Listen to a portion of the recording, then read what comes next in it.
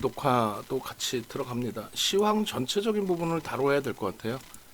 원래는 이제 하나 에어로스페이스를 집중해서 좀 설명을 드릴까라고 생각을 했는데, 궁금하신 거는 유튜브 채팅방이나 뭐 우리 VIP 방에 계신 분들의 경우는 카톡 오픈 채팅방이 있죠. 여기는 이제 뭐 어떤 주식에 대한 질문 내용의 질의응답은 없고, 일방향적인 또 커뮤니티 개념에서의 흐름들을 이렇게 올려놓고 있는데, 일단 뭐 오늘 같은 날에도 이렇게 유일 로보틱스 같은 종목에서 검색기 활용하셔서 이렇게 수익 내시는 강아지 선생님 같으신 경우도 계십니다. 우리가 지금의 위치에서 첫 번째 놓고 보실 부분은 깊이 있게 설명은 못 드릴 것 같아요.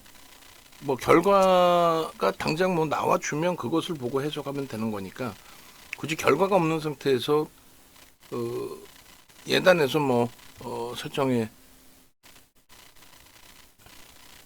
줄 필요는 없는 거죠. 그죠? 그래서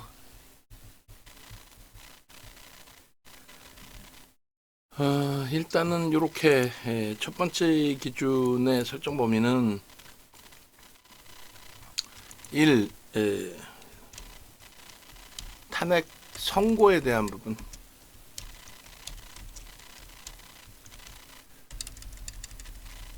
탄핵 선고, 그것이 변동성을 얼마큼 줄 것이며 이것이 어떤 시장에 어떤 영향을 줄 것이냐. 제가 손을 다쳐서 지금 글을 잘 못 써요. 탄핵 선고, 한쪽 손을 기부스를 내가지고 손가락이 부러져서. 두 번째 기준은 트럼프 신정부, 트럼프 행정부라고 할게요. 트럼프 행정부 2기 행정부 정책 불확실성. 이 정책 불확실성의 기준은 관세죠. 관세에 대한 부분의 미국발의 내용은 스태그플레이션에 대한 우려감, 스태그플레이션에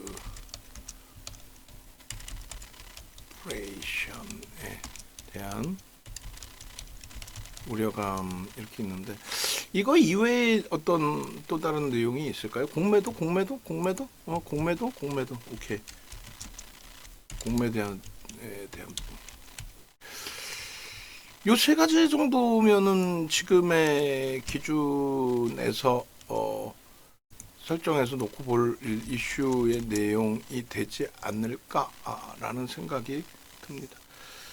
좀 짧게 굵게 단순하게 말씀을 드리고 싶은데, 첫 번째 기준은요, 글쎄요, 저도 뭐 제 삶에 이런 케이스, 계엄과 탄핵이 연결돼 있는 케이스를 경험해 본 적은 없어서, 일단 그 불확실성 부분이 해소된다고 받아들여질 것이냐, 아니면 불확실성이 확장이 될 것이냐인데, 오늘까지의 기준으로 놓고 본다면 불확실성 해소 쪽의 흐름이 맞다라는 것으로 저는 해석을 합니다. 그리고 고 노무현 대통령 정부 시절에 그때가 이제 사상 초유의 탄핵 심판을, 그러니까 의회에서 국회에서 탄핵이 통과되는, 그렇게 돼서 시작은 어떻게 됐냐면, 탄핵이 통과되는 순간 굉장히 크게 무너져 내렸다가 그것을 다 되돌리고 추이 추세 강화로 진행이 됐습니다. 감히 짧게만 말씀드리면, 탄핵이라는 부분의 불확실성 부분, 저는 뭐 탄핵이 뭐 인용이 될지 기각이 될지 뭐 각하가 될지 뭐 용어도 잘 모르겠고 잘 모르겠어요. 정치적인 색깔도 뭐 최대한 중립으로 가려고 하고 있고 별 생각을 안 하고 있습니다. 금융 이외에는. 그래서 탄핵 선고의 그 제일 중요한 부분은, 여러분들이 지금 기준에서는 뭐 여러 가지 의견이 있지만 다 떠나서 우리는 금융시장에 대한 해석만 하는 거니까, 이것이 불확실성의 해소냐 vs 확장이냐. 그죠? 그래서 저는 이제 해소 쪽으로 설명을 드린다라는 것이 첫 번째 기준은 모든 내용들이 우리가 겪어보지 못한 내용이 터졌을 때에는 그 충격이 실로 어마어마합니다. 뭐 예를 들어서 여러분들이 기억을 하실런지 모르겠습니다만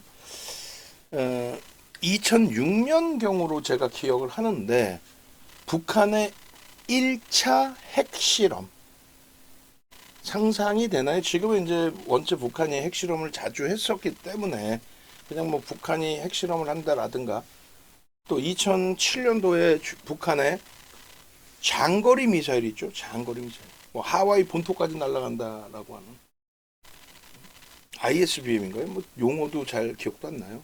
장거리 미사일을 처음 발사했을 때. 새로 겪는 그 불확실성은 상상을 초월합니다. 근데 지금 이제 탄핵 선고라는 것도 고 노무현 대통령 정부 때 탄핵 선고와 박근혜 전 대통령의 탄핵 선고를 겪었고 이번에 이제 세 번째인데 그 첫 번째 기준에 고 노무현 대통령 탄핵 소추안 뭐라 그래요? 진짜 용어를 몰라서 제가 무식합니다. 금융 이외에는 아는 게 없어요. 국회를 통과했을 때 그때 충격이 있었거든요. 그때 충격이 생중계가 막 되고 그랬었잖아요. 국회가 수직 낙하 그냥 폭락이 연출이 됐다가 결국은 오후장에 싹 다 돌렸습니다. 그리고 원래 강세 추이 추세 그대로 랠리가 연동이 됐고요. 말씀드린 2006년도로 기억하고 있는 북한의 1차 핵실험에 대해서도 그때 뭐 충격이 상상을 초월했죠. 개장하고 뭐 수직 낙하 그냥 폭락 상상을 초월하는 폭락. 근데 결국은 그 부분도 다 돌려서 전체 정상적인 흐름으로 갔다. 즉 다시 말씀드린다면은 국내 증시의 경우에는 지금 탄핵 정국, 계엄과 탄핵 정국이 제가 판단할 때는 전체적인 불확실성 부분이 해소가 되는, 그러니까 그게 12월이었잖아요. 12월 초순. 계엄 이후에 시장이 더 충격을 받은 게 아니라 계엄 이후 탄핵 정국까지 오히려 시장은 바닥을 다졌고 돌렸다라는 내용이에요. 방송 원고를 한번 다시 끄집어내서 좀 보려고 하는데 어차피 이제 누적 그 글로벌 증시의 흐름이라든가 이런 부분이 뭐 그래프가 크게 차이가 안 나니까 간단하게 끄집어내서 좀 보려고 하고 있습니다. 그 최근에 이제 삼성전자나 하이닉스의 흐름에 있어서도 매우 긍정적으로 제가 해석을 했고 그 부분에 대해서도 해석 범위를 제대로 좀 잘 잡아 들여서 대처를 해왔고 다만 이제 그게 쭉 이어졌으면 좋은데 안타깝게도 쭉 미끄러지면서 마감이 돼서 좀 속상한 부분이 있긴 했죠. 글로벌 증시 비교 차트를 지금 찾아볼게요. 잠시만요.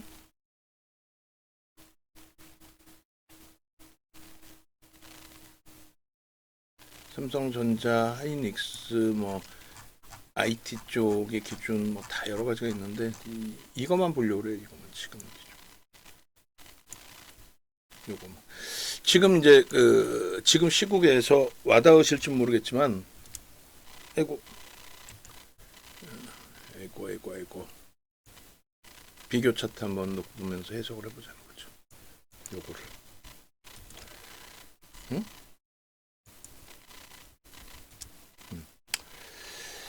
자, 이게 이제 3월 마지막 날의 차트인데 여기서 제가 중요시 놓고 보려고 하는 거는 이겁니다. 뭐냐면 항상 글로벌 증시는 같은 방향으로 움직입니다. 변동률이 약간의 차이가 있을지언정 미국이 조금 더 위에 있죠. 이제 변동률의 기준에 똑같은 여기가 영선이라고 했을 때 상승률이 조금 더 높았다는 거지 방향성은 똑같아요. 우리나라도 조금 덜 올랐다는 것뿐이지 상향이야. 여기서 미국이 조금 더 상승률이 높았다 뿐이지 결국은 방향성은 결국은 같았다. 물론 미국이 여기서 조금 더 갔어요. 고점까지. 그렇지만 방향성 같았다. 하락의 기준에서도 방향성 같았다. 근데 제일 중요한 거는 여기서부터 바뀌기 시작합니다.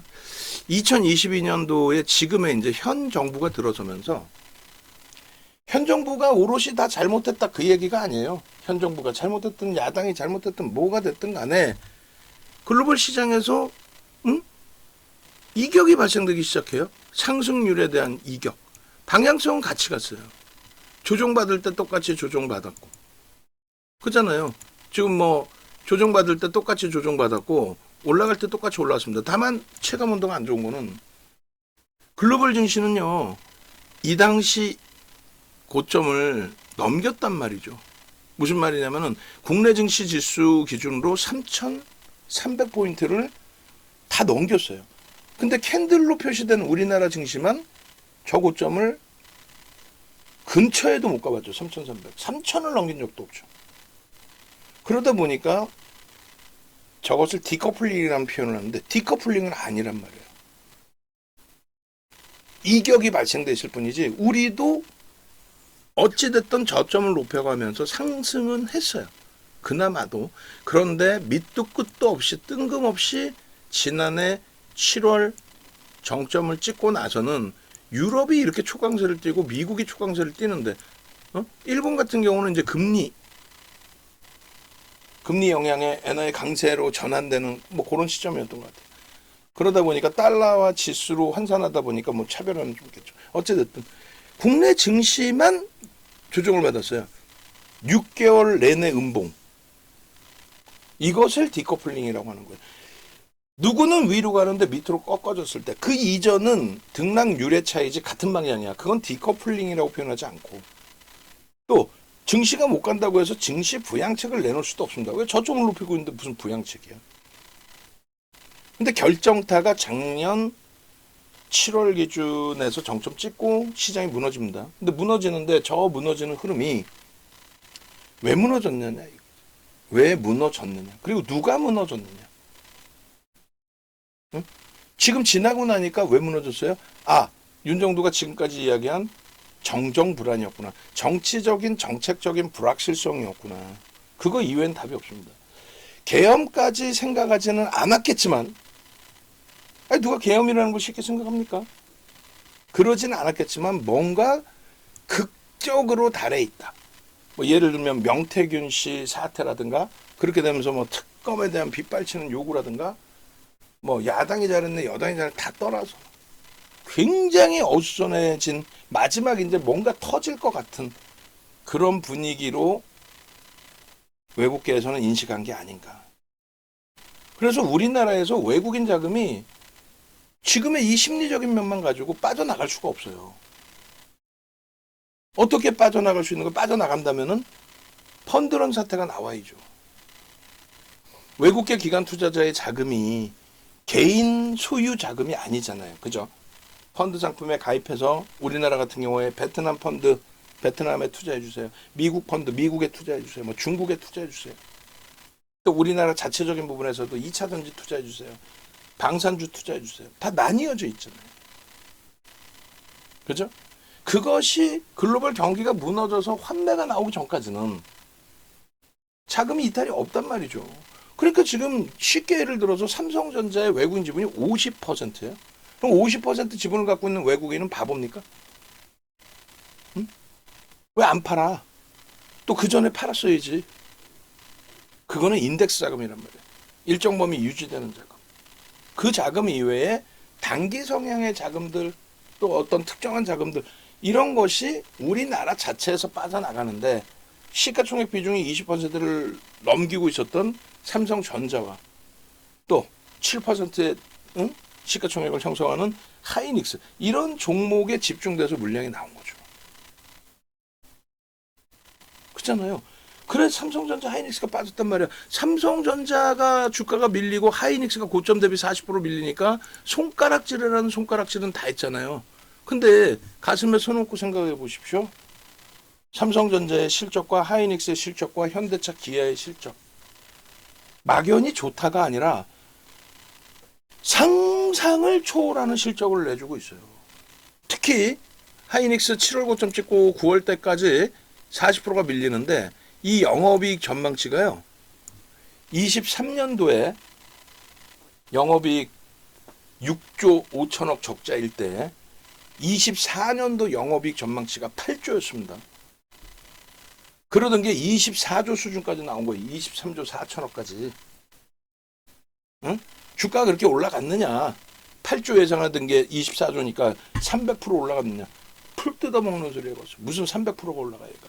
못 갔죠. 7월 이후에 더 슈팅 나오고 날아가고 해야 되는데 못 갔단 말이야. 못 움직였단 말이야. 그러면 딱 하나의 예가 있을 수 있어요. 못 가는 이유에 대해서. 영업이익 순이익이 이때를 정점으로 해서 업황 자체가 하향되는 거. 그래서 25년도 전망치가 하향되는 거. 개풀 뜯어먹는 소리 하향됩니까? 오히려 50% 수준의 증가죠. 어느 것 하나 하이닉스가 주가가 빠져야 될 명분 내용 아무것도 없습니다. 여전히 글로벌 시장에서는 IT주들이 시가총액 순위 최상위에 다 들어가 있어요. 사우디 아람코와 버크셔 해서웨이 빼고는. 저 상승률이 어느 정도냐면 엔비디아는 시가총액 10위 안에도 없었고요. 22년도 4분기까지의 시가총액 1위, 글로벌 시장 시가총액 1위는 애플 2조 달러, 그리고 사우디 아람코가 2조에서 왔다 갔다. 그게 3조 달러를 넘기고 아마존 알파벳이 2조 달러를 넘기고 그런 흐름이 연출이 된 겁니다. 응? 그런데 이런 흐름이 연출될 수 있는 AI 서버 구축, 그 서버 구축 AI 산업 부분의 확장, 클라우드 사업 부분의 확장, 이 부분에 대해서 엔비디아의 GPU의 수요가 상승을 초월한 거죠. 마진율 어마어마하게 받고 판매를 해도 줄을 서서 사가죠. 그 GPU에 들어가는 HBM이 현재로서는 하이닉스가 일단 엔비디아에는 거의 독점식으로 넣고 있잖아요. 그래서 그들이 어찌됐건 엔비디아와 TSMC 시가총액이 글로벌 시장 25위였어요. 삼성전자와 함께. 근데 TSMC가 그 독점력을 가지고 글로벌 시장 시가총액 8위까지 올라왔죠. 거기에 독점력을 가지고 있는 HBM의 SK 하이닉스가 작년 7월에 정점 찍고 무너질 이유는 단 1도 없다는 거예요. 전망치가 정점에서 꺾여져 내려온 흐름이 아니었고 전망치도 더 상향되는데 이건 명분이 없는 거예요. 이거는 길 가는 초등학생을 막아놓고 물어봐도 말 같지도 않은 소리예요. 근데 여러분들은 귀를 닫죠. 응? 우리 유료 회원분들은 매번 들으니까 이해하려고 노력하고 이해가 됐고 그러다 보니까 전략을 잘 꾸려서 이런 종목에서 수익을 내는데 외부에 계신 분들은 귀를 막는 거야. 야, 개뿔이나 이재용이가 잘못했다며. 이재용이가 투자를 제대로 못하고 삼성그룹 어떻게 가는 거야. 이 개뿔. 삼성전자의 실적도 나쁘지 않습니다. 또 SK 하이닉스 40% 밀렸다고 해서 얘가 실적이 둔화되거나 꺾이거나 없어요. 앞서 말씀드린 것처럼 우리나라 전체의 정치적인 불확실성에 대한 그러면 정책이 조금 불확실성을 내포할 수 있겠구나. 그 부분에 대해서 단기 자금이 빠져나가는 부분, 그 부분이 시가총액 비중이 높은 삼성전자, 하이닉스, 현대차에 상당폭이 집중됐다. 7월 고점 다 세 종목 다 사상 최대치, SK 하이닉스 사상 최대치, 현대차 사상 최대치 고점을 찍고 시장 대비 강해 안 강해? 허벌나게 강한 거지. 시장은 3,300? 3,000포인트도 못 쳐다보고 있었는데 이들은 사상 최대치 실적을 내면서 사상 최대치의 주가가 나왔고 삼성전자도 88,800원이라는 사상 최대치 수준의 주가.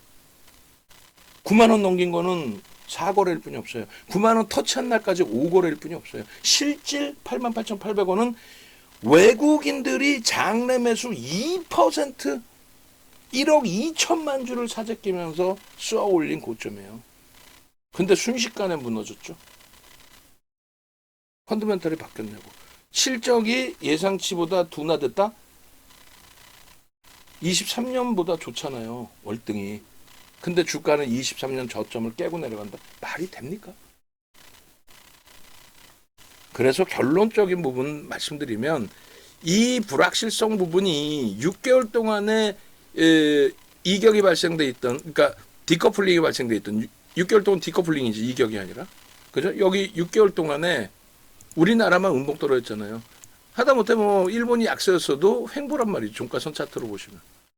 우리나라만 하향이야. 유럽, 독일 폭등, 미국 신고가를.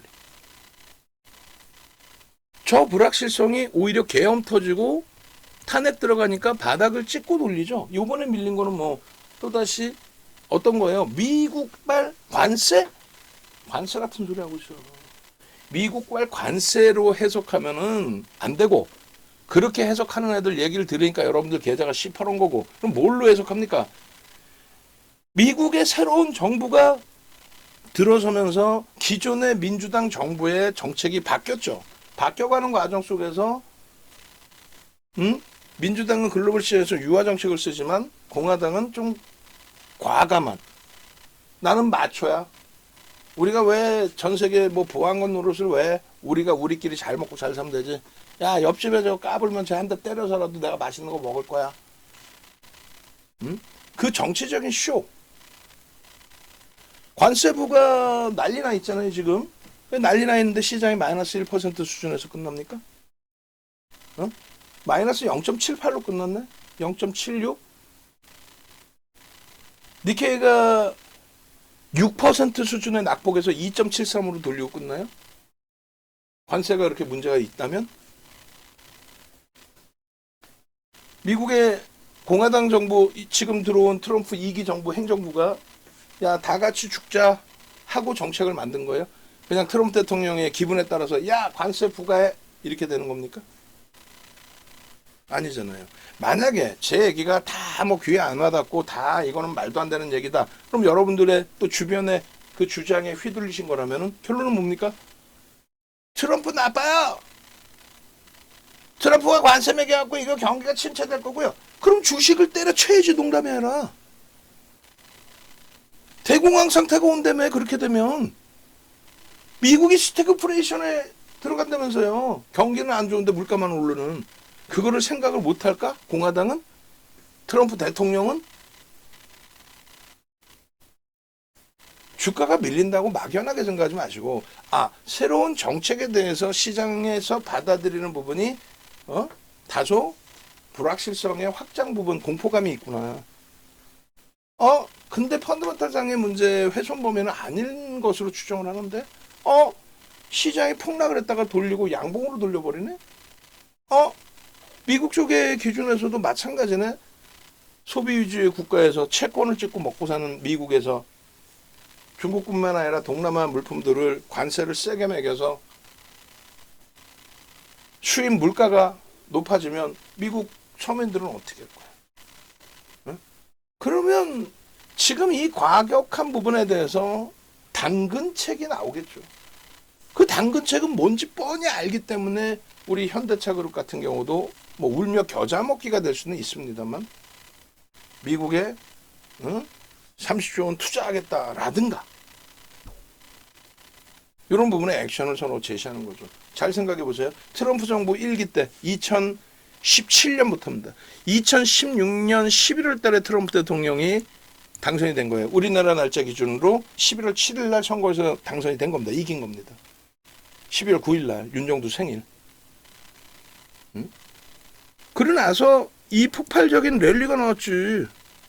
2019년도에도 나쁘지 않았고, 코로나 이후에 찍고 돌리고, 2020년이 선거였잖아요. 트럼프 대통령 정부 기절에, 행정부 시절에 글로벌 시장이 폭락했나요? 아닌데. 결론적으로 요 탄핵부터 마무리를 지어드리면, 제 판단은 그렇습니다. 뭐 제 판단 들으려고 들어오신 거니까. 그게 맞든 틀리든 제 기준은 탄핵 선고 부분은 불확실성의 확장이 아닌 불확실성의 해소 부분으로 받아들이겠다. 뭐 설명하면 많은 복잡한 내용이 있는데, 정치적으로 한쪽의 쏠림 현상이 나올 수도 있겠구나. 부정적인 내용이 한쪽 쏠림 현상을 얘기하는 게 아니라 서로 뭐 너무 크게 싸우고 뭐 팽팽해서 뭐 말 나오는 그런 수준이 아니라, 뭐 어떤 결과물이 나오더라도 그러면 한쪽에서 뭐 국민들을 봐서라도 수용하고 수긍하고 뭐 해야 될 거 아니야. 우리가 원하는 답이 안 나왔다고 해서 지금 굉장히 극우와 극좌가 전체 국민을 대변하듯이 목소리를 키우고 행동을 하는데, 응? 그것이 조율이 되고 우리나라가 나아갈 길이 방향이 잡혀줘야지. 그거를 자극을 시켜서 당장 뭐 금요일 날 선고 발표난 이후에 입맛에 안 맞는다라고 뭐 어디 뭐 돌멩이 던질 거예요. 뭐 어떻게 할 건데. 하여간에 그런 내용은 또 정치적인 내용이 될 수 있으니 저도 더 이상 확장해서 얘기하지 않고, 결론은 저는 불확실성 해소로 본다. 시장의 변동은 출렁거릴 수 있어요. 뭐 불확실성 확장으로 해서 밑으로 막 곤두박질 칠 수도 있고, 불확실성 해소로 해서 또 글로벌 증시가 받쳐줘야 되겠죠. 윗방향의 흐름이 나올 수도 있고. 근데 그것은 시간이 지나면 지날수록 점진적으로 정상적인 흐름으로 간다. 저는 정상적인 흐름이 우상향이라고 말씀드리고 있습니다.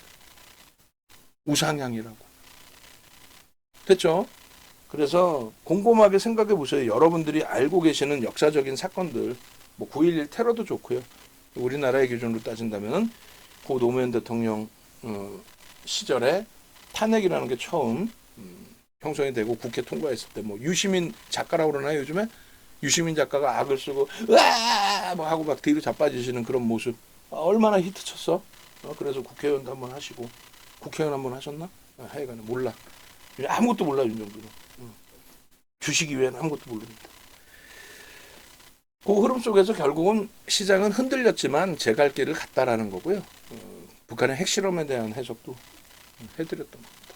그래서 내일 그 탄핵 선고 부분을 모르겠습니다. 요 6개월 동안의 조정 이후의 흐름에서 글로벌 시장의 일정 범위가 연동돼 있다라는 쪽의 해석으로 긍정적인 해석을 저는 주는 거고, 그리고 상대적으로 못 움직였기 때문에 S&P 500 지수나 일본의 니케이 지수가 무너져 내릴 때에도 하방을 좀 잡고 있다라는 거, 유럽 쪽에 가깝게 된다는 거, 그런 부분으로 해석을 해드리는 거예요. 요거는 더 이상 신경 쓰지 맙시다. 그리고 요거에 대해서 예를 들면 뭐 이재명 테마주 뭐 이재명 뭐라 그래 당 대표인가요? 그분을 무시해서가 아니라 시장에서 그렇게 부르니까 뭐 이재명 테마주 뭐 윤석열 테마주 뭐 한동훈 테마주, 금융당국이 난 뭐 하는지 모르겠어. 싹 잡아가야지.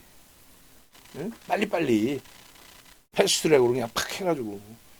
주가 조작 잡는데 보통 한 1년 이상 걸려요. 권한이 없다 보니까 뭐 압수수색 영장 발부받아야지, 계좌 다 특정해야지, 막 별의별. 응? 어쨌든 그런 소형 잡주들의 변동성에 대해서 생각하지 마시고, 최근에 뭐 엊그저께 저도 들어보니까 뭐 이재명 테마주 뭐 상한가 갔네, 뭐 잘못 들은 건지 모르겠지만 그렇게만 나오더라고요. 뭐 검색했던 한택이나 오리엔트 전공 이런 것도 마찬가지인가요? 어쨌든 결론적으로 하나그룹주들이 어떤 이유에서든 강세를 띄었잖아. 최근에 무너질 듯 하더니 공매도 영향도 없고 강세를 띄었죠. 방산 대표적인 이번 정부의 수혜주로 분류되어 있잖아요. 그들은 강세를 띄었어 오히려. 근데 원전은 두산에너빌리티는 또 오히려 밀렸고. 지금 뭐 서로 뭐 어떤 결과가 나올 거다 뭐 말들도 많고, 그것에 영향을 받는 뭐 업종이 어쩌니 하는데, 그것도 딱 잘라서 말씀드리면은 변동성은 좀 나올 수 있어요. 하루 이틀 저는 하루면 끝난다고 봐요. 그 변동성. 비이성적인 변동성. 뭐 전략 부분이 이래요. 만약에 내일 예를 들어서 하나그룹이 날아갈 수 있는 그런 흐름으로 뭐 결과가 나왔다. 그럼 하나그룹이 날아가. 그럼 저는 그걸 오버슈팅으로 봅니다. 양봉이면 안 파는데 꼬리가 달리면 무조건 차익 실현할 거예요. 그리고 꼬리가 안 달리고 양봉으로 끝나도 절반 이상은 정리하라고 할 거예요. 왜? 오버슈팅이니까. 과하게 오르는 거니까. 만약에 아랫방향으로 곤두박질 쳐. 그럼 오늘 잡은 물량에 대해서 손절도 해야 되는 거고. 아랫방향으로 곤두박질 치는데 어디까지 빠질지도 모르겠어. 저는 결론은 안 빠진다고 보거든. 출렁거릴 뿐이지 다시 돌린다고 보는데, 어찌됐든 그럴지언정 잘라낸다라는. 그러니까 종목으로 얘기하니까 더 쉽죠. 하나 에어로스페이스 내일 날라가? 날라가. 오케이. 꼬리 달리면 차익 실현한다고. 하나 에어로스페이스 뭐 개파락 나오더니 음봉으로 계속 밀려. 손절해야 된다고 그러면. 뭘 그걸 가지고 뭐 탄핵이 뭐 인용됐을 때는 또 기각됐을 때 소설 쓰냐고. 시장이 받아들이는 걸 봐야죠. 그래서 이 부분은 그 금융시장에서는 불확실성의 해소로 저는 이해를 하고 있다. 그리고 지금 그 흐름이 최근 3개월 동안에 그렇게 흘러왔다. 7월 고점 찍은 이후에 거기서부터 달린 6개월짜리의 음봉, 그 디커플링 상태가 지금은 해소됐다. 그리고 탄핵 선고 결과물에서 나올 수 있는 변동성도 저는 당일 기준에서 다 마무리된다라고 봅니다. 그 이후에는 지극히 정상적인 흐름. 정상적인 흐름은 뭐예요? 하나 에어로스페이스가 추가적인 폭등이 나온다? 그게 정상이야? 폭락이 나온다? 그게 정상이야?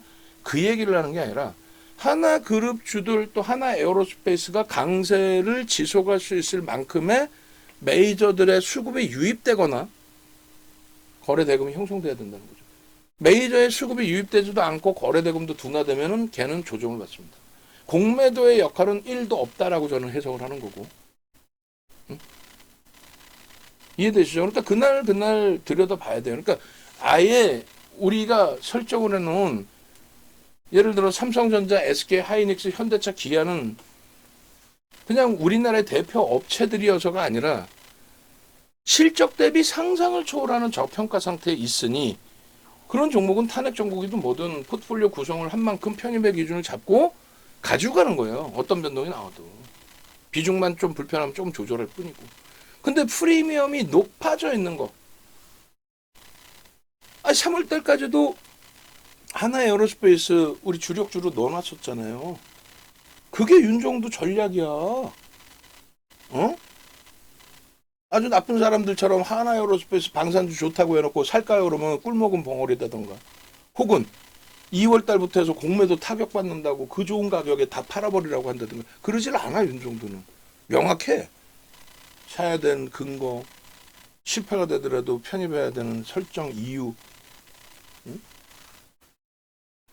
그러니까 지금 기준도 오늘도 좀 이따 뭐 보겠습니다만 하나 에어로스페이스에 대한 매수 장 마감 때까지 계속 70만 원대까지도 매수를 계속 줬어요. 왜? 수급이 들어오면서 올라갔기 때문에. 마지막에는 이제 프로그램이 좀 매도로 매도가 아니라 매수폭을 줄여버리긴 했습니다만. 뭐 똑같은 내용 도돌이표 하면 뭐 하겠어요. 내일 결과 보면 이제 답이 나오겠죠. 그래서 뭐 윤정도가 맞았네 틀렸네 부채도서네 이런 건 필요 없습니다. 필요 없고 기준점만 설정하시면 돼요. 어떻게? 윤정도 말로는 탄핵에 대한 부분이 저 39년 주시겠다는데 그 경험치 아우러서 생각해 보니 불확실성 해소 쪽으로 가닥을 잡는 게 옳구나. 그러면 방산이나 조선이나 뭐 하나그룹주나 이런 쪽의 기준은 지극히 정상적인 흐름으로 갈 것이다. 상승 하락을 얘기하는 게 분명히 아니라 그랬어요. 예를 들어드렸어요. 거기서 추가적인 뭐 수급이 들어올 만큼의 명분을 주거나 거래를 실어주거나 뭐 이런 여러 가지 기술적인 부분으로 그냥 원래대로 대처하면 된다. 그 얘기를 하는 겁니다. 그리고 두 번째 부분은 원래는 저는 이게 더 중요하다고 판단을 하는데 트럼프 2기 행정부의 정책에 대한 불확실성을 생각하시란 말이에요. 관세를 물렸어요. 관세 몰랐어? 우리 엊그저께 얘기했잖아요. 우리나라 25% 관세 매긴다라는 게 공공연한 내용이었잖아요. 근데 시장이 충격받으니까 야 예상치보다 더 심각한 상황이 뭔 개뿔이나 그렇게 심각한데 오늘 어떻게 돌렸어? 일본 6% 마이너스에서 어떻게 2%대로 끝내? 응?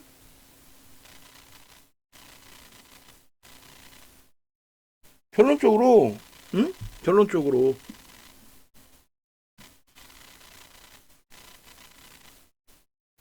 새로운 정부가 들어옴으로써의 기준이란 말이에요. 이번에 그 트럼프 대통령 당선되고 나서도 그 시장의 변동성이 그렇게 뭐 아래 위로 출렁거리지 않고 윗방향으로 움직여줬던 것 중에 하나가 민주당 쪽의 후보분에 대해서는 제가 이름을 잘 모르겠어요.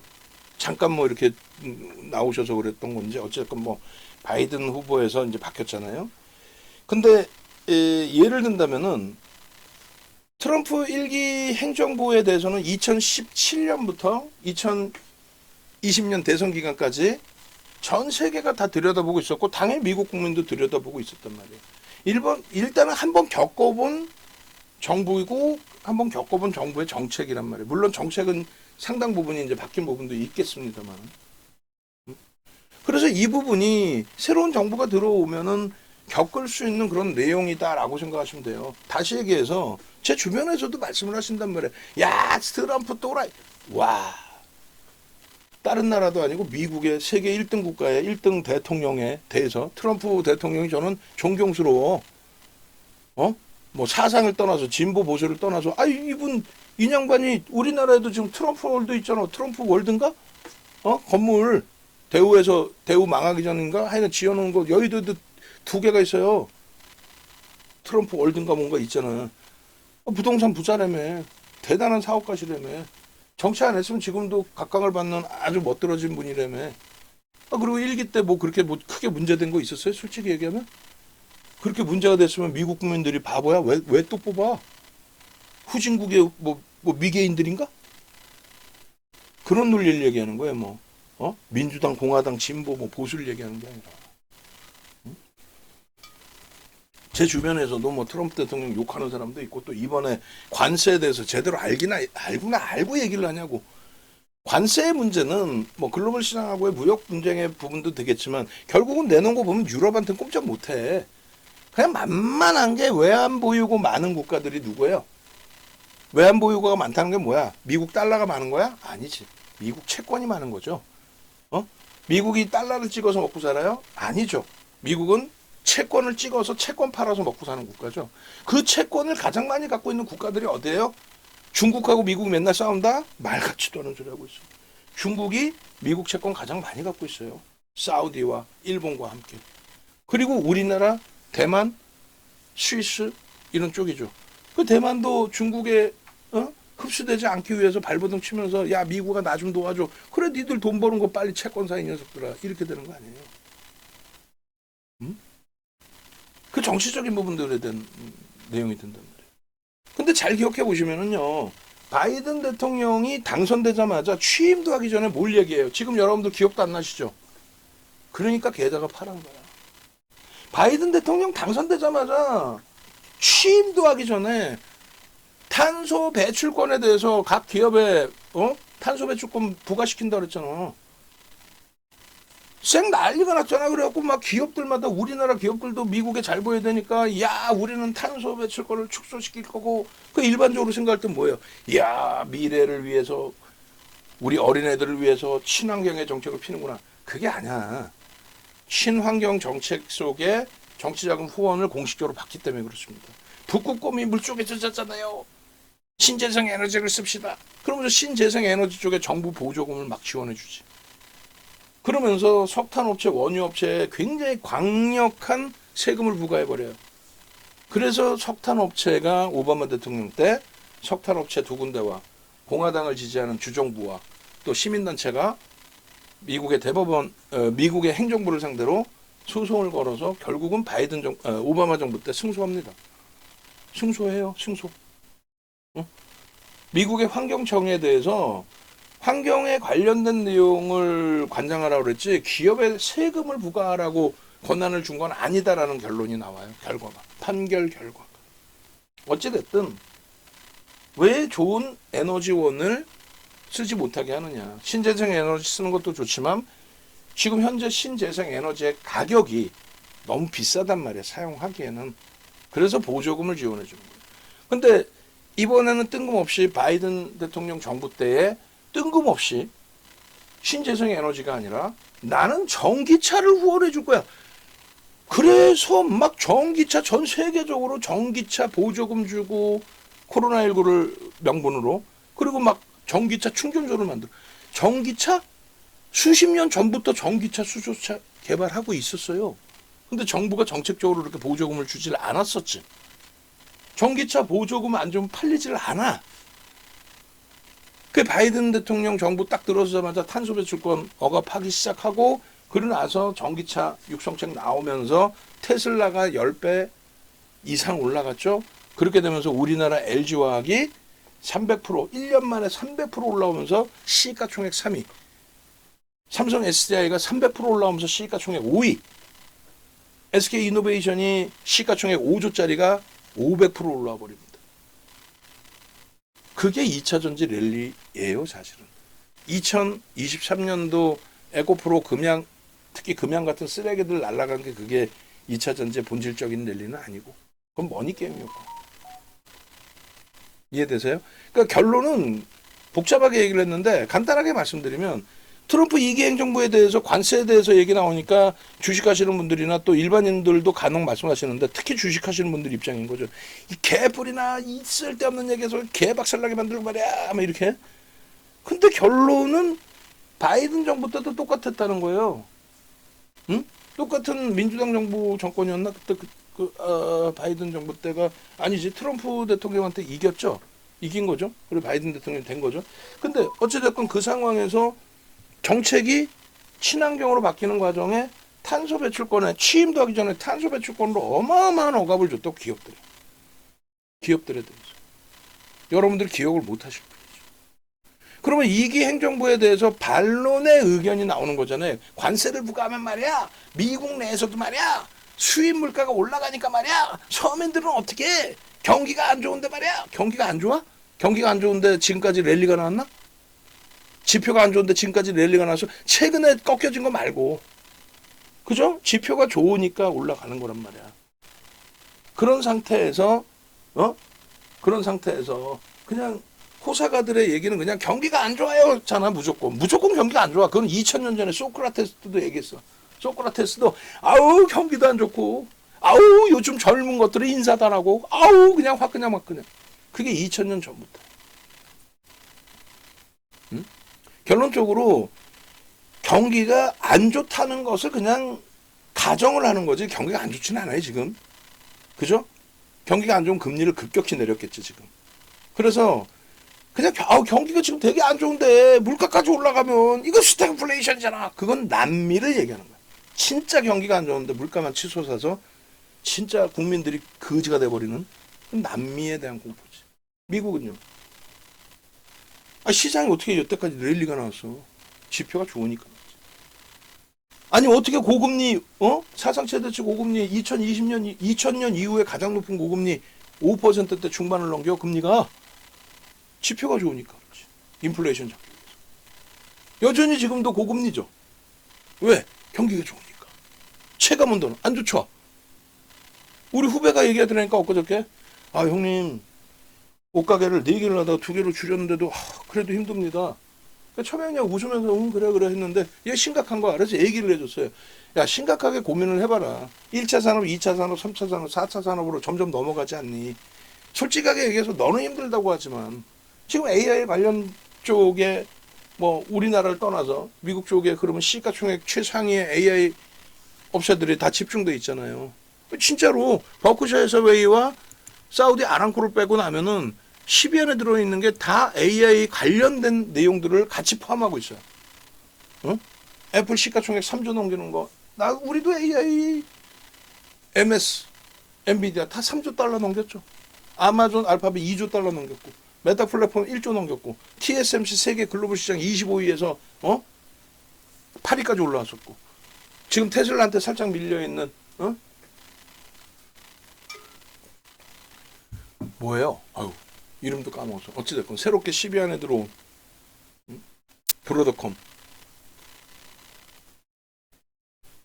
경기가 좋고 지표가 좋으니까 금리가 여전히 고금리에 있는 거고, 그러다 보니까 유동자산 자체가 성장주로 가는 거예요. 금리를 낮추면 기술주에 돈이 몰린다. 뭔 소리 하고 있어. 금리를 낮추는 순간 기술주 개박살 나는 거고, 금리를 공격적으로 낮추는 순간 시장 곤두박질 치는 거고, 그 금리가 바닥금리가 돼서 유동성을 다시 추가적으로 줬을 때 그 바닥에서부터 눈치 보고 있다가 경기가 조금 더 살아나면 그때부터 다시 자금들이 움직이고, 그때부터 인플레이션이 나오기 시작하니까 금리를 올려서 유동자금을 줄여주고, 그러면서 고금리가 형성이 되고 고금리에서 유지되고 있다가 지금 금리 갖고는 도저히 못 견디겠어요 하는 시점에 지표는 어떻게 돼요? 악화되겠죠. 악화돼 있겠죠. 그래서 급격히 금리를 하면서 경기 부양을. 요 순환성의 흐름. 그 순환성의 흐름에 지금 어느 단계인가? 지금은 금리가 고금리 속에서 형성되어 있는 단계. 급격히 내리지 않고 있는 단계. 경기는 좋다는 거예요.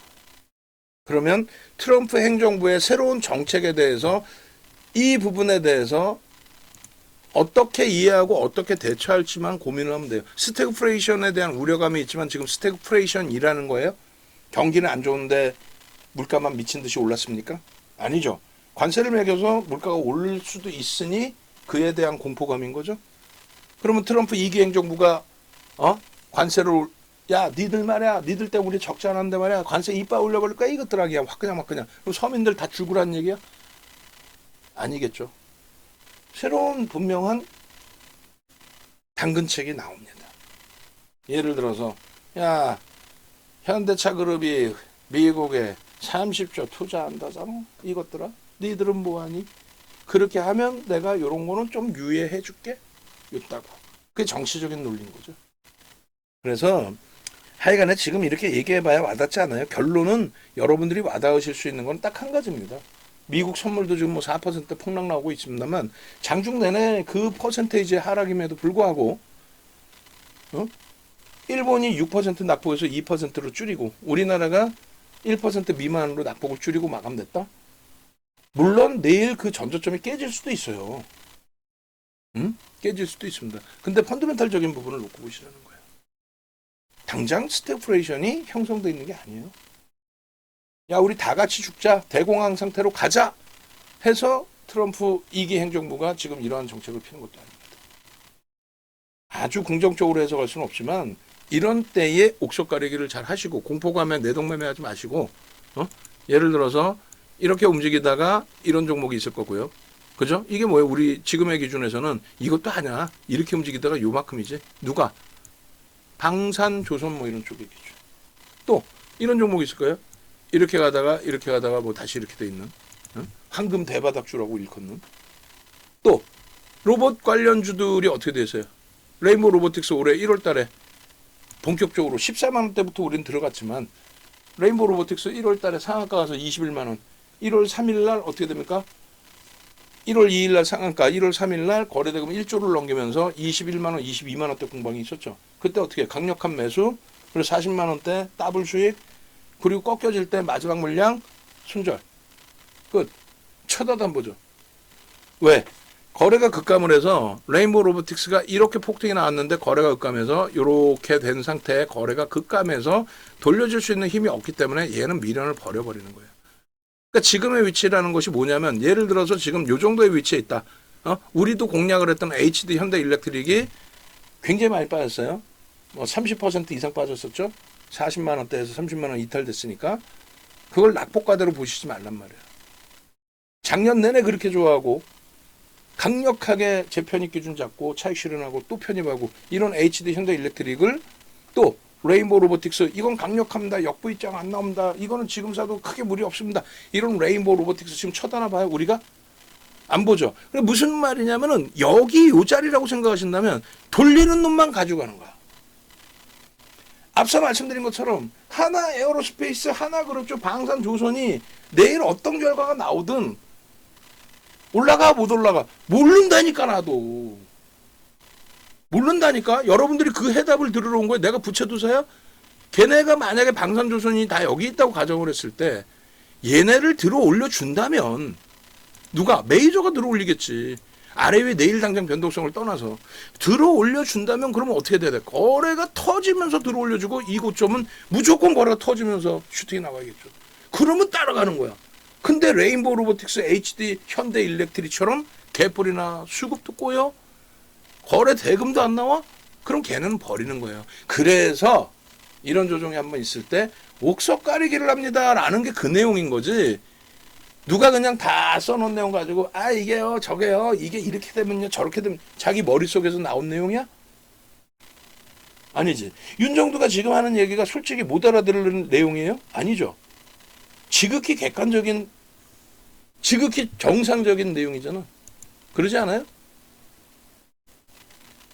조회수가 84회야. 근데 좋아요가 6개뿐이 안 돼. 동시 시청자는 12명까지 지금 형성돼 있는데 그럼 12명 중에서 안 누르신 분도 계시고 듣고 나간 분도 계시고 짜증나 화딱지나 힘들어 나도 피곤해. 좋아요 좀 눌러주세요.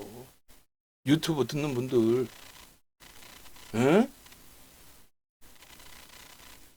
내용이 복잡하고 어려운 것 같지만 나도 뭐 원고 준비하고 쓰는 게 아니니까 머릿속에 있는 거 정리를 해드리는 거니까. 근데 결국은 뭐예요? 윤정도 말이 틀리다 생각하고 틀릴 수도 있고 그 불확실성이나 어려운 부분이 있다면은 그러면 전량 매도, 동시효과의 전량 매도해. 지금 대체 거래가 되니까 개장 초에 거래되죠. 싹 다 매도해 그러면. 그리고 일단 쉬세요 그러면. 트럼프가요, 저 나쁜 트럼프 대통령이요. 아, 그러면 쉬시라니까. 이제 취임했는데 앞으로 몇 년 동안 어떻게 하려고 그래? 저게 죽어나갈 정책이라고 한다면 관세에 대해서 나빠요. 나쁘면 안 해야지. 안 그래요? 뭘 그렇게 답이 어려워? 여러분들 자제분들이 그냥 초등학생이라고 쳐. 초등학생도 안 된다고 쳐. 미취학 아동이라고 쳐. 엉엉엉엉엉엉엉엉엉. 그거 어떻게 할 거야? 그냥 막연히 달랠 거야? 제발 좀. 응? 트럼프 대통령 미워요. 아니 미워해. 나도 지금 싫어. 어찌됐건 시장이 조정 받았으니까. 근데 그거에 대해서 확대 해석하지 말자는 거예요. 되돌아봐서 생각하니? 응? 오늘 개장초에도 무조건 돌릴 겁니다가 아니라 시장이 예를 들어서 2% 하락해요. 그럼 비슷한 하락률이 나와. 어떤 큰 문제가 있어서 어제 생각해봐요. 어제 한국항공우주 현대로템 8% 7% 빠졌거든요. 우리는 그 전에 다 하나 에어로스페이스로 압축했고, 응? 낙폭 가대로 들어간다 하시는 분들 뭐라 그래서 못 들어간다 했죠.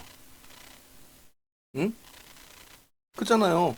그리고 또 갖고 계신 분들 못 잘라냈는데 차익실을 못했는데 손질을 못했는데 거기서 투매 굳이 안 하지. 왜요? 대장인 하나 에어로스페이스가 어제 1%대 하락으로 마감이 됐거든. 그럼 어제 대장인 하나 에어로스페이스가 1% 수준으로 눌려 있는데 2등, 3등인 현대로템과 한국 항공우주가 8%, 7% 밀렸다고 해서 방산이 끝났다? 어제 기준에서는 끝났다 할 수가 없는 거야. 더 봐야 돼. 다행히 오늘 방산의 기준이든 하나그룹주의 기준이든 하나 에어로스페이스가 치고 올려줬죠. 그럼 어제 기준에 어찌됐든 하나 에어로스페이스가 마이너스 1%로 끝났는데 그럼 하나그룹주들 끝난 거야?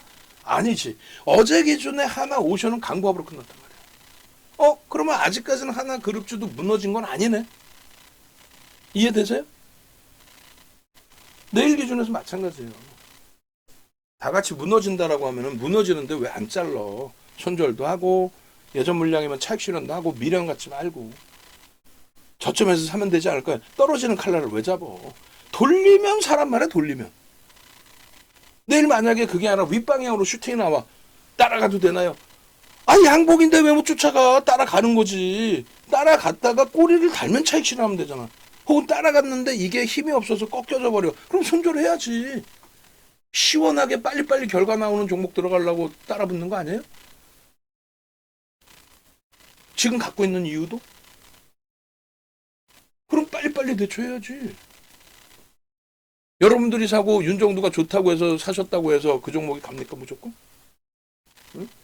케빈왕 선생님 입장 안녕하세요. 예, 안녕하십니까? 이해되시죠? 여기까지는 끝냅니다. 그래서 탄핵의 불확실성 저는 해소로 보고 트럼프 2기 행정부의 정책 불확실성에 대해서 그게 엄청난 문제인 양 또 무슨 맨 윤정도도 주식쟁이지 무슨 지가 경제평론가야? 아니잖아. 그 꼭 어린애들 보면 뭐 전인구? 어린 녀석 뭐 나와가지고 어느 날은 군사 전문가야. 몇십만 명 있더만 구독자가. 어린애가 겸손해야지. 윤정도도 겸손하지 못하지만 무슨 뭐 군사 전문가야 어느 날은. 이스라엘과 이란 전쟁이나 뭐 맞는 거 하나라도 있어? 그 어린애가 무슨 경험이 있어?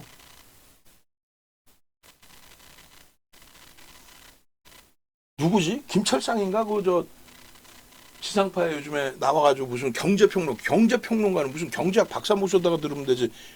응? 대도 않는 그 친구 갖다 놓고 뭐 다 막 척척 박사야. 근데 내용이 다 틀려. 여러분들도 여러분들이 제일 잘하시는 분야가 있을 거 아니에요. 그죠? 그러면 다른 분야에 대해서 조언을 구하고 하시려면 객관적인 데이터를 가장 먼저 보세요. 응? 그렇게 해서 막연하게 뭐 이러면 저럴 것이다. 근거도 없는 거 듣지 마시고 세 번째 공매도에 대한 설명 들으면 그냥 답이 나오실 거예요. 저도 게을러서 그 지표 부분을 지금 당장 꺼내서 보여드릴 수 있는 한번 찾아볼까요? 한번 찾아봅시다. 왜냐하면 공매도에 대해서 민감해 하시니까 윤종두 말만 들었어도 2월 이후에 방산조선 특히 방산에서 어마어마한 수익을 낼 수 있었잖아요. 그죠? 2월 달이면은 하나 에어로스페이스가 40만 원. 2월 달이면 하나 에어로스페이스가 40만 원 할 때예요.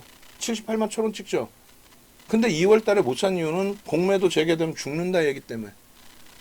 그리고 여러분들 스스로가 이건 많이 올랐어라는 판단 때문에. 절대 그렇게 하지 마세요.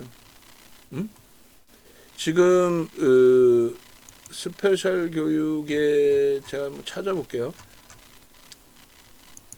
강연의 자료 기준에 온라인, 오프라인 강연회를 봐야 되나? 온라인, 오프라인.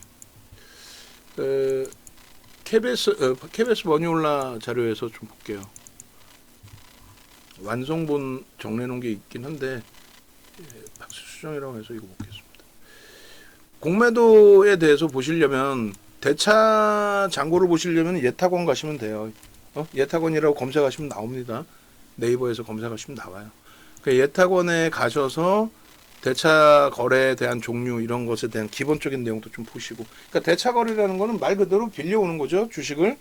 근데 빌리는 용도, 공매도만을 위해서 빌리는 게 아니고 파생 상품에 대한 해지에 대해서도 물량을 빌리기도 하고 뭐 여러 가지 용도로 쓰입니다. 의결권을 위해서 빌리는 경우도 있어요. 근데 공매도는 해칭을 하는 거지 공매도를 때려서 수익을 내겠다는 거는 거의 극히 드물어요. 공매도를 때린다는 자금도 내 개인 자금이 아니라 다 펀딩받은 자금들이잖아요. 그리고 공매도를 때린다는 거는 가장 객관적으로 생각해 보세요. 공매도를 때린다? 공매도를 한다? 지극히 정상적인 운영을 하고 있다는 거예요. 그래서 거품이 많은 쪽에 대해서 펀드멘탈적인 부분에 거품이 많은 쪽에 공매도를 해서 그 부분에 뭐 수익을 올리기 위한 일부의 헤지펀드들의 자금이 있을 수는 있죠. 근데 그들도 정상적이라는 거죠. 비정상적인 애들이 고평가라고 매도를 합니까? 결론적으로 이 기준에서 이게 이제 23년도의 자료예요. KBS 머니올라 방송 나갈 때 내용이 너무 좋아서 50분짜리를 이거를 처음에 50분 하기로 했죠. 50분 하기로는 2시간 녹화를 했어요. 이게 다 공매도 관련된 내용입니다. 2차 전지 22년도 10월 25일이라고 써있죠. 이때만 매도했어도 그러니까 11월 달 이게 방송 나갔을 때가 11월이에요. 11월 초. 그러니까 공매도 금지 직전에 방송에 나갔어요. 그러니까 공매도 금지하고 상한가 나오고 그 다음에 석배령이 떠서 무너질 때 그때만 팔았어도 그 자리에서부터 지금 70% 이상이 밀린 겁니다. 주가가.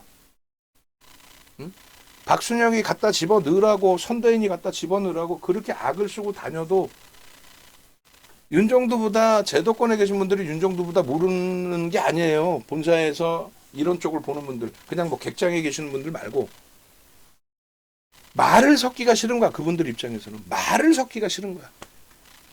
박순혁 같은 애들에 대해서 얘기하는 것 자체 빠떼리 아저씨 이런 애들 선대인 이런 쓰레기들 얘기하기 자체가 말 섞기가 싫은 거야. 귀 닫고 안 듣는데 왜? 이 공매도라는 건요 별게 아니에요. 거래대금의 기준에서 거래대금의 기준에서 거래대금의 기준 여기 써있잖아. 거래대금이라고 거래금액이라고. 귀 닫지 말고 열어놓고 들으세요. 거래대금의 기준에서 최고가 10% 거래가 급감했을 때 기준 그 다음에 최저가 3.3% 전체 시장의 공매도 거래대금이 저 정도 비중이다. 그거는 공매도 한 부분만을 얘기한 게 아니라 공매도 기준에서도 상환하는 쪽도 있고 공매도 하는 쪽도 있고 공매도를 때렸는데 주가가 밀려서 바로 상환하는 경우도 있고 여러 가지잖아. 공매도 전체 거래 대금이 차지하는 비중을 얘기하는 거지 공매도를 한 비중이 아니란 얘기예요. 그거 이해되시죠? 이해 안 되면 안 돼. 9월 1평균의 공매도 거래 대금 비중은 5.8이에요. 공매도 한 물량이 아니란 말이에요. 거래 대금이 얼마나 많은데. 하루 거래 대금에 예를 들어 10조야. 예를 들면 양시장 합쳐서 12조, 13조 한다고 칩시다. 12조, 13조에 만약에 저게 5%가 아니라 10%라고 칩시다. 우리 하루에 공매도 1자씩 때린다고? 뭔 소리 하고 있어. 거래 대금의 기준이야. 그조차도 이해를 못하고 얘기하는 사람이 한 5% 되는 거고 나머지는 이조차도 아예 모르고 무조건 방산주 조정받을 거. 왜요? 공매도 때문에. 공매도가 왜? 아이 공매도 재개다니까 조정받는다. 아이 공매도가 얼마큼 나오는데 얘기를 못해. 지가 아는 게 없으니까. 여러분들은 알고 계셔? 종목 상담하지 말고 전화 연결되면 물어보란 말이야. 야 윤정두가 시켰는데 지금 종목 상담은 나발이고 너 공매도 얘기했지? 방산주 공매도에 두들겨 맞아서 조정받는다 그랬지? 그러면 공매도가 얼마나 나오니? 하나 에어로스페이스가 방산주 대장인데 하나 에어로스페이스에 대해서 공매도가 얼마큼 나오길래 얘가 조정받는다는 거야? 명확히 물어보시라니까? 얼마 나올 것 같아 공매도가? 어? 우리나라의 투자주차별 공매도의 비중은 외국인이 대부분인데 외국인이 저걸 단타 치는 게 아니라 해지성 물량이라고 그랬잖아요. 파생상품 등에 대한 해지. 공매도 거래 대금의 상위입니다. 이게 잘 보셔야 돼. 공매도에 대한 거래 대금인 거지 공매도 상위가 아니에요. 응? 공매도 거래 대금이 응? LG 에너지솔루션의 공매도 거래 대금 공매도 한 물량, 공매도 3물량 다 합쳐서 그 거래대금의 비중이 이렇게까지 높아졌다 이거. 거래가 많은 거지. 공매도 순수한 공매도 물량이 아니라. 이해되세요? 공매도를 28%를 공매도했다는 게 아니라 전체 거래대금에서 28% 만약에 에코프로가 1조가 터졌는데 28%면 그럼 3천억을 하루에 공매도를 때렸다고? 팔같지도 않은 소리 하고 있어. 그런 거조차도 이해를 못하고 방송 나와서 떠들어대는데. 어? 그리고 이런 표라도 하나 갖고 오면 돼. 이건 매일 나와요. KLX에 들어가면. 이 표도 없이 그냥 뉴스 쪼가리를 하면 안 되지. 기자분들이 써놓은 거 그거 갖고 나와서 공매도 때문에 밀렸고. 뭘 공매도 때문에 밀려. 이번에 2차 전지가 공매도 때문에 밀려서 시가총액 수조 원짜리가 10조짜리가 20억 30억 공매도에 밀린 거야. 하루에 막 7% 8%씩. 정신 똑띠 챙겨야 돼. 공매도의 거래 비중이 높은 종목. 거래 비중입니다. 이건 거래 대금이에요. 거래 대금의 규모가 높은 거예요. 이거는 비중. 전체 거래 대금에서 공매도가 차지하는 비중인데 예를 들어서 LG 디스플레이예요. 이날 5.45% 올랐잖아요. 나중에 꼭 뒤져보십시오. 저희가 지금 찾아드리진 않겠어. 무슨 말이냐면은 23년 10월 25일 날 LG 디스플레이를 보시면요. 공매도 거래 대금입니다. 공매도 금액이 아니야. 보여드릴게. 그래. 알았어. 좀 좋아요 좀 눌러달라고 유튜브에. 참 진짜 나쁜 사람들. 접속에는 14명인데 좋아요가 7개가 뭡니까? 96명 여태까지 접속해놓고. 손 지금 부러져가 손가락이 부러져가고 채팅도 글씨도 못 쓰는데 손가락 보여드려? 손가락? 어디 갔어? 잠깐만. 나중에 보여드릴게. 손가락 부러져갖고 피어싱처럼 뭐 이렇게 생긴 거 박았단 말이야. 3개나 엄지손가락에. LG 디스플레이 보시면요. 조금 전에 기준이 언제였어요? 23년도 10월 25일이었죠. 그래서 자 23년 10월 25일 봅시다. 이날 거래대금 거래대금 여기 안 나오니까 거래량 232만 7천 주에 주가 5%나 올랐어. 그럼 곱해보면 되지. 12,700원이니까 얼마 돼도 안 해 거래대금. 그죠? 거래대금 얼마 안 돼. 그냥 평균 단가가 종가라고 치고 쓸게요. 12,580원 곱하기 거래량이 몇 주였어요? 10월 25일 날 232만 7,715주입니다. 그럼 금액으로 얼마예요? 292억 분이 거래가 안 됐어. 292억. 그잖아요. 292억.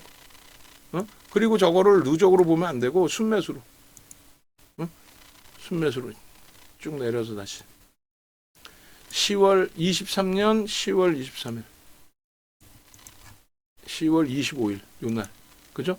요날 거래대금은 기껏 해봐야 300억 수준. 300억 수준에 여러분들은 맨날 어떻게 계산해요? 외국인 한 명, 기관 한 명, 개인 한 명인 것처럼 얘기하죠. 외국인이 샀어요. 뭐 기관이 샀어요. 뭐 이렇게 한 명인 것처럼 얘기하잖아. 수많은 외국계 기관 투자자, 수많은 국내 기관 투자자. 국내 기관 투자자는 저렇게 분류를 해줘. 금융투자? 그 증권사입니다. 해지 물량이에요. 보험, 투신, 은행, 뭐 기타 금융은 뭡니까? 여러분들 스탁론 같은 걸 얘기해요. 그 다음에 연기금, 뭐 사모펀드. 기타 외국인 뭐예요? 여러분들이 얘기하는 옆집 토마스 형, 저기 앞집에 와타나베 부인, 기타 법인은 뭐예요? 일반 법인. 금융사의 자격을 득하지 않은 일반 법인을 얘기하는 거예요. 결론적으로 290억, 300억이라고 치고 300억의 거래대금이 실린 거예요. 매수, 매도 다 해서 300억이야. 그럼 다시금 봅시다. 여기 뭐라고 나와 있어요? LG 디스플레이의 공매도의 거래대금입니다. 100만 원 단위예요. 100만, 1000만, 억, 10억, 90억. 그럼 100억이나 거의. 100억. 근데 여러분들이 지금까지 이해하는 건 뭐예요? 야, 공매도가 94억이나 나왔어. 아니라니까? 공매도에서 매수, 매도한 금액이 94억이라는 거지. 그날 300억 터진 종목의 공매도가 94억 나왔다는 얘기가 아니라고. 결론적으로 공매도가 94억 7천억 정도의 거래대금이 실렸는데 실질 공매도는 얼마인지 모르겠어요. 전체 거래대금 비중의 33%죠? 약 300억이었으니까. 그죠? 33%가 거래대금이 공매도 거래대금인 거야. 그런데 여기 보시면은 이걸 정확하게 하려면 이렇게 합시다. 정확하게가 아니라 귀찮으니까 20, 23, 10월 25일. 그래 맨 위에가 뜨거든. 뭘 보여드리려고 그러냐면 외국인과 기관이 샀죠. 공매도를 때린 거는 누구야? 외국인, 대부분 외국인이란 말이야. 그럼 외국인이 공매도를 때렸는데, 외국인이 공매도를 때렸는데 그 공매도 때린 외국인이 뭐 어느 쪽 애들인지 모르겠지만 그거보다 더 사 제꼈어. 공매도를 한다고 주가 밀리는 게 아니라 무조건. 기관도 마찬가지예요. 어떤 기관 금융투자는 팔았고 얘네는 뭐예요? 증권사죠. 증권사 자기 돈이 별로 없어요. ETF 상품 이런 거 다 증권사 계정 쓰잖아. 거기에 증권사의 해지성 물량들을 얘기하는 거야. 여기에서도 하나 더 봅니다. 매도 그리고 매수. 매도하는 외국계 기관 투자자, 매수하는 외국계 기관 투자자, 손바뀜이잖아. 그중에 공매도하는 애들도 있고 순수한 매수한 쪽도 있고. 이해되세요? 더 와닿을 수 있는 거는 한 가지입니다. 어떤 내용이냐면 이 공매도가 그래서 최종적으로 이 종목별로 공매도가 일반적으로 1조 이상짜리 지극히 정상적인 애들, 비이성적인 뭐 HLB나 이런 애들 막 쓰레기들이 거품 끼고 이런 거 말고 지극히 정상적인 애들의 공매도의 비중은요 1에서 3%라는 거야. 이해되세요? 하나 에어로스페이스의 공매도의 비중은 아무리 높아봐야 1에서 3%그 이상 나오질 않아. 하나 에어로스페이스가 올해 들어서만 3% 가까이 외국인이 샀어요. 하나 에어로스페이스가 지난해 10월 2일부터 6% 가까이 외국인이 샀어요. 그러니까 주가가 날아간 거지. 그냥 날아가? 개인이 사서? 흥분해서? 그러면 1에서 3% 공매도 재개됐는데 걔가 1에서 3%를 한 놈이 하루에 다 때리나 3%를? 시가총액 30조짜리를 하루에 1조씩 까? 매수 매도 거래대금도 아니고 순수하게 공매도가 1조가 나와 하루에? 아니잖아. 공매도가 미치는 영향 1도 없다고. 공매도 전체 거래대금의 공매도의 비중이 이렇게 높은데 뚜껑 열고 보니까 공매도의 거래가 매수와 매도 단타를 친 것도 아니고 파는 애도 있고 사는 애도 있고 기계적으로 해칭하는 애들도 있고. 그런데 주가는 플러스 이렇게 올라오는 애들도 있고 내려가는 애들도 있고 삼성화재도 비중 27%나 되는데 올라왔고 그잖아요. 그럼 그 다음 페이지 보실까? 이게 다 KLX에 나오는 내용들이에요. 잔고 비중 나와요, 안 나와요? LG 에너지 솔루션의 잔고 비중이 1.37입니다. 저것도 순서대로 나와, 순위별로. 2차 전지가 공매도가 많아서 밀렸다며 개뿔 뜯어먹는 소리 하고 있어. 1.37분이 안 되는데. 포스코홀딩스가 2.16이에요, 공매도 비중은. 근데 포스코홀딩스가 5개월 동안에 2023년도 3월부터 7월까지 5개월 동안에 장내 매도만 27%를 내요. 처음 봤어. 시가총액 10위 안에 들어오는 종목이 장내 매도를 통해서 순수한 매도를 통해서 27%를 장내 매도했다. 5개월 만에 처음 봤어. 그만큼 거품이 심했다는 거야. 2차 전지가. 천하의 실적 없는 셀트리온 신도름 난리가 났었죠. 걔 공매도 누적 잔고 비중 2%뿐이 안 돼. 뭔 공매도가 그렇게 많다고. 얘 보세요, 얘. 에코프로입니다. 공매도 잔고 비중 얼마? 6.86이라니까? 아니 개뿔. 아 6.86 공매도 적어가지고 주가가 폭락한다는 얘기야? 아 한 10% 사채 껴버리면 되지? 농담하는 게 아니라? 어? 이해되세요? 하나 에어로스페이스가 3년 동안 장내 매수를 통해서 들어온 물량만 외국인이 30%예요. 한국 항공우주가 3년 동안 장내 매수 통해서 들어온 게 20%가 넘어요. 현대로템도 마찬가지야. 근데 개뿔 저런 거 1에서 3% 혹은 비이성적으로 15배 올라서 그 이전부터 잔고 비중이 얘는 높았어요. 실적이 없는 애니까. 그리고 박순혁이 그 또라이 같은 애들이 뭐라 그랬어요. 아 에코프로의 공매도가 1조 5천억. 이런 바보 똥강아지 같은 녀석이. 에코프로의 공매도는 1,000억분이 아니었어. 1조 5천억이랬던데 주가가 15배 올라와서 1조 5천억 잔고가 된 거지. 바보야. 여러분들 그거 모르는 게 아니잖아요. 몰랐어? 오늘부터 알면 되는 거야. 이해되세요? 주식수 2,345만 주였어요. 에코프로가. 1월 말 23년 1월 말 저점이 11만 9천 원이었습니다. 그럼 시가총액이 얼마냐면은 2조 5천억인가 3조 정도 돼. 3조. 어? 그런 애를 주가를 40조를 넘겨놨잖아요. 15배를 띄워놓은 거 아니에요. 그러니까 그 당시에 1,000억 원의 공매도가 1조 5천억이 된 거야. 장내 매도를 통해서 증가한 게 아니라. 그 정신 나간 애 얘기를 왜 들어. 주식의 주자도 모르는 걔가 무슨 작가야. 작가는 남의 글 다 짜집게 해가지고 2차전지 도서 하나 쓰레기 도서 하나 만들어 놓은 게 작가인 것처럼 돼버린 거지. 무슨 말 같지도 않은. 10월 25일 날 에코프로의 외국인 수급이고요. 그리고 매도와 매수를 다 같이 보셔야 된다고 말씀을 드린 거고요. 그리고 제일 중요한 부분이 7월 26일, 27일인데 이날 기준에 박순영이가 뭐라고 얘기를 했냐면 7월 26일이 정점이거든요. 24, 25, 26. 26일 날 고점 찍고 다 무너진 거예요. 2차 전지가. 그때 당시에 외국인은 다 사고 있었어. 공매도가 아니야. 그랬더니 이 정신 나간 애가 뭐라 그랬냐면 기관이 공매도를 했대. 기관이. 밑도 끝도 없는 거야. 그럼 방송에서 뭐 기관이 팔았어요. 나쁜 기관이네. 뭐 있다고 얘기는 하고 앉아있고. 작가가 알아. 뭐 인터넷 그 유튜브에 작가가 알아. 진행자가 알아. 그냥 거짓말이 거짓말을 낳고. 그럼 제도권에 계신 분들이 이걸 얘기를 해주고 싶어도 귀 막고 안 들려 우리 작가님이 아유 선행매매 해가지고 금양에서만 선대인이 7억씩 해먹고 부당 수익만 대충 따져보니까 100억 이상 되던데. 선대인이게. 박순영이 마찬가지고. 그 싹 다 압류해야지. 압수하고. 이게 공매도의 실상이에요. 공매도 부분을 매일경제에서 정통한 소식에 의한 기준에 공매도를 금지한다. 이 보도자료를 낸 거를 바로 반박을 합니다. 금융위원회에서. 근데 그 반박하고 일주일도 안 돼서 뭐가 그렇게 급했는지, 누가 지시를 했는지 일요일 날 금융위원장, 금감원장 손잡고 나오셔서, 손은 안 잡았지만 같이 나오셔서 공매도 전격 금지합니다. 월요일 날 발표해도 되잖아. 그렇게 심각한 내용이었어?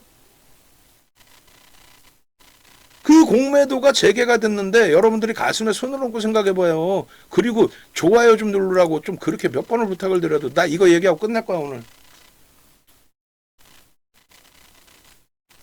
공매도가 종목당 지극히 정상적인 종목당 공매도 형성 비율은 1에서 3%고 KLX 가서 찾아보시면 다 나와.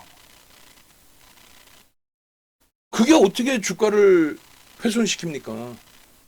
공매도를 금지시킴으로써 글로벌 시장에서 우리나라 금융시장의 대외 신인도가 낮아져 버리는 거지. 삼성전자 하이닉스가 그렇게 저평가임에도 불구하고 그것에 대한 매수를 하는 게 아니라 정책적인 불확실성. 야 누가 저거 휘두르는 거야? 라고. 아니 세상에 일요일날 중요한 정책을 일요일날 그게 뭐 엄청나 그렇게 중요한 건가? 공매도 금지가? 글로벌 시장 한 군데도 공매도 금지 없는데? 일주일도 안 돼가지고 매일경제 너희들 그따구로 신문기사 쓰면 안 돼! 라고 그거 다 근거자료 증빙자료 다 방송국 갖고 나서 다 보여드렸죠.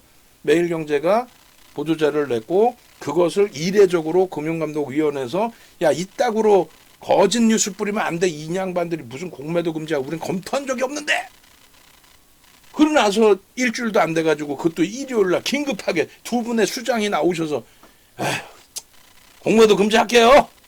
말이 되는 얘기냐고. 그게 누가 잘했다 못했다 누가 시켰냐 이 얘기하는 게 아니잖아요. 정책적인 불확실성이다. 그게 그것 때문에 시장은 글로벌 시장 갈 때 제대로 못 움직인 거고 오히려 거꾸로 6개월 조정받은 거고.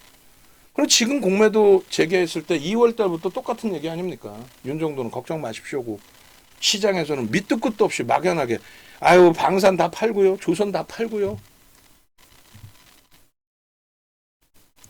아시겠어요? 새생명은 또 어느 분이세요? 새생명님은 내가 볼 때는 정중앙 선생님 같으신데? 아닌가? 딱 휠이 딱 왔는데? 시장은 매우 긍정적으로 저는 해석합니다. 유럽 쪽의 낙폭이 확장되어 있지 않고요. 미국 쪽의 흐름도 뭐 뚜껑 열리고 마무리될 때까지 봐야 되겠습니다만 저는 그렇게까지 부정적으로 해석하지 않습니다. 공매도에 대해서는 제발 확장 해석하지 마십시오.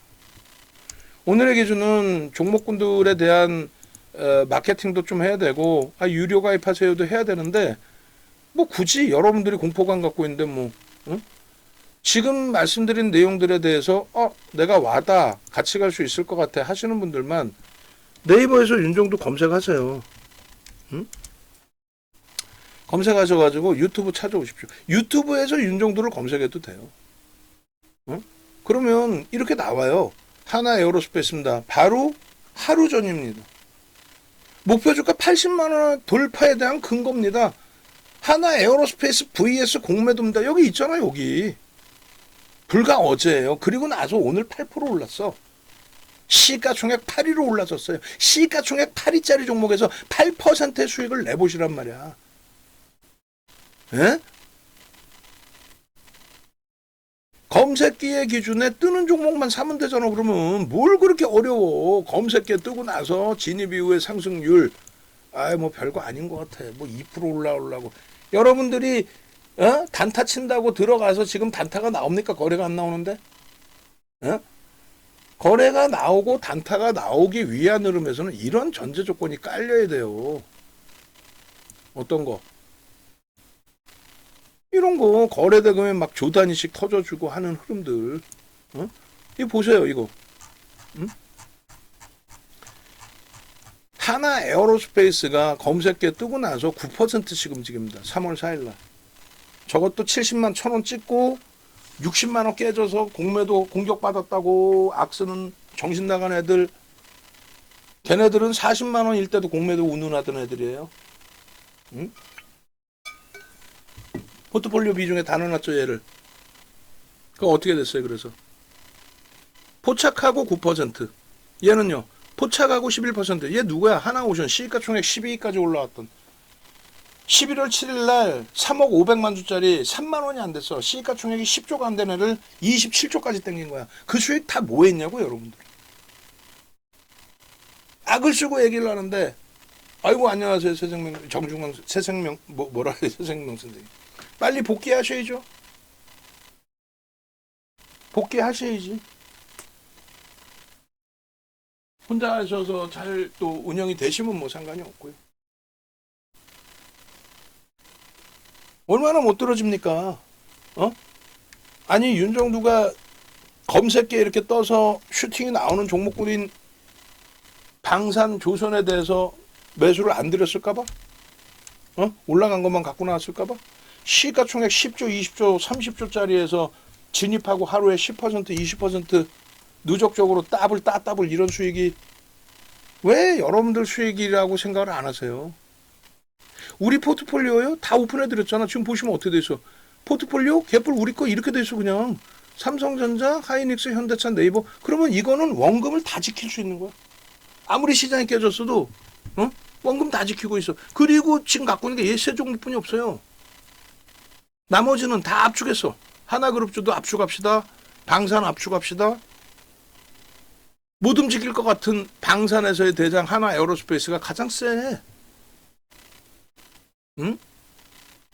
조금 전에 그 검색기에서 떠서의 흐름처럼 하나 에어로스페이스 놓고 보시면 이래요.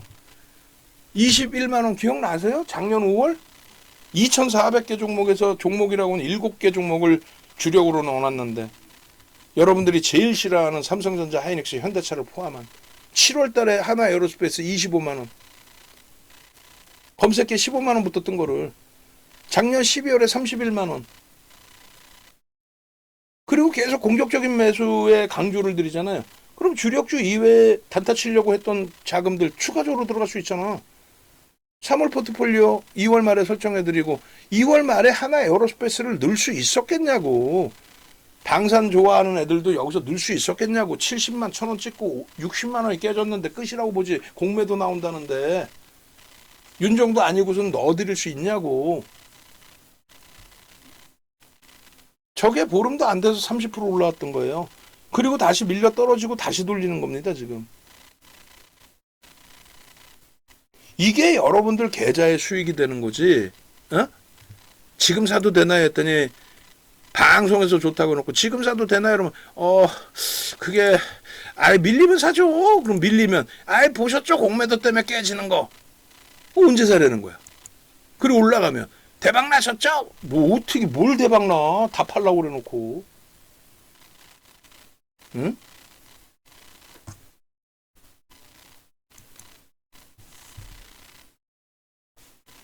우죽순 시황을 말씀드리기도 하고 뭐 앞부분의 내용이 정신도 없었고 저도 지금 교육합니다라고 안 올려놨으면 오늘 그냥 쉬고도 싶었고 뭐 할 말도 없고 아무리 얘기해봐야 여러분들도 와닿지 않고 힘겹고 그럴 때일수록 이렇게 포트폴리오 구성해서 있으면 시장 마이너스일 때 플러스잖아요. 계좌는 여러분들이 제일 싫어하는 종목분들 가지고